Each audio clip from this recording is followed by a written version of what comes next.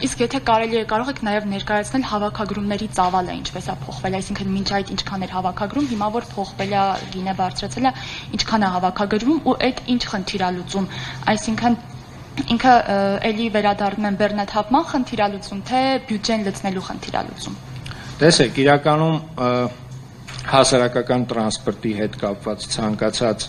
փոփոխություն, որը իրականացնում է Երևանի քաղաքապետարանը, դա միտված է նրան, որպեսզի հավելյալ հավաքագրումների միջոցով նաև տրանսպորտային ցանցի բարելավում իրականացվի եւ այդ առումով ես կարծում եմ, որ մենք այստեղ հիմա եկել ենք եւ բախվել ենք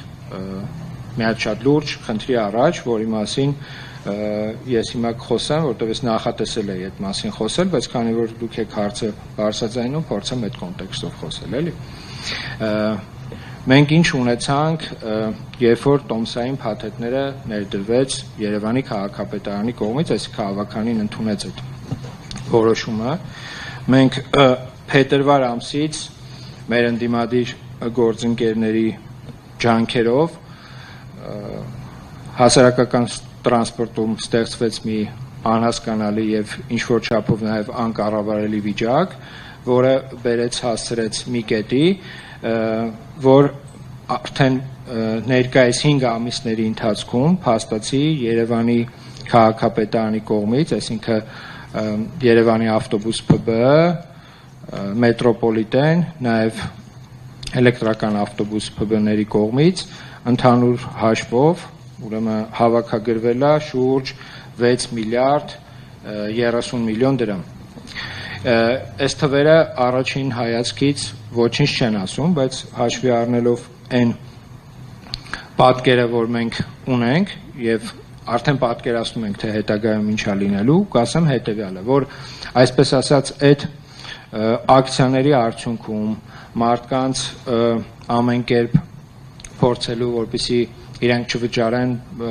ասելով, որ գինը անիմաստ է բարձրացել, 100 դրամ պետք է մնար, 100 դրամով կարելի էր նման տրանսպորտային համակարգը պատշաճ ձևով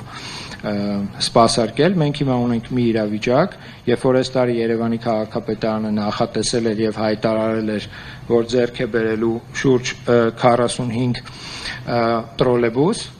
նախորդ տարի 15-ն էինք ձեռք բերել, բանից պարզվում է, որ արդեն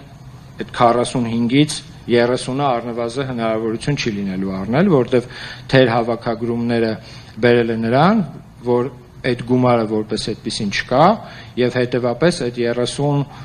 նոր տրոլեյբուսները, որը որ պետքա լիներ 45-ի մեջ, արդեն 30-ը դուրս է եկել ցանկից։ Նման տեմպերով եթե շարունակվի հավաքագրումները, չի բացառվում, որ այդ 15 տրոլեյբուսն է Երևանի քաղաքապետարանը չկարողանա ձեռք բերի, ինչը մեր գործընկերներին, ընդդիմադիր գործընկերներին հերթական առիթ է իհարկե կտա ասելու, որ տեսեք, հայտարարեցին 45-ը, բայց ոչ այն 30-ը բերեցին, ոչ է 15-ն են կարողանալու բերել, բայց ուզում եմ հատուկ շեշտել, որ ցանկացած հայտարարություն, ցանկացած այսպես ասած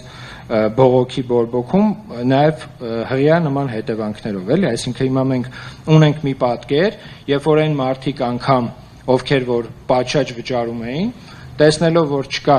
համապատասխան հսկողություն, կարելի ասել մնացած